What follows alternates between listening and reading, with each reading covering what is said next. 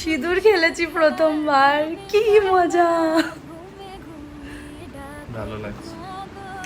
হ্যাঁ হ্যাঁ, সত্যি ঠিকই দেখছো, দশমীর ব্লগ তোমরা দেখছো জানুয়ারি মাসে। সত্যি এতটা ডিলে হয়ে যাবে বুঝতে পারিনি, কিন্তু প্রথমবার বরণ করতে কিন্তু ভীষণ ভালো লেগেছিল। মাকে এত কাছ থেকে দেখা, ছোঁয়া, আদর করে বরণ করা, এটার মধ্যে কিন্তু একটা আলাদাই অনুভূতি। বরণ করার কোনো এক্সপিরিয়েন্সই আমার ছিল না, যেহেতু প্রথম বরণ ছিল। ওই মায়ের থেকে জেনে গেছিলাম যে কিভাবে করতে হয়, ওইভাবেই করেছিলাম। আর তাছাড়া সামনের কাকিমারা করছিল, ওদেরকে দেখেও শিখে গেছিলাম। ছোট থেকেই দশমীর দিন সব এই স্ত্রীদেরকে বরণ করতে দেখে একটা মনে ইচ্ছা হতো যে বিয়ের পরে আমিও করব। আর সেই দিনটা যখন সত্যি চলে এসেছিল তখন কিন্তু ভীষণ ভালো লাগছিল। আর বরণ করতে করতে আরেকটা জিনিসও মাথায় ঘুরছিল, দুর্গাপুজো শেষ, আবার আরেক বছরের অপেক্ষা। এবছরের দুর্গাপুজোতে নবমী আর দশমী একই দিনে পড়ায় নবমীর দিনই মানে আর কি দশমীর দিনই অনেক ঠাকুর বিসর্জনে বেরিয়ে পড়েছিল। বিসর্জন দেখতে দেখতে আরো এক বছরের অপেক্ষা শুরু।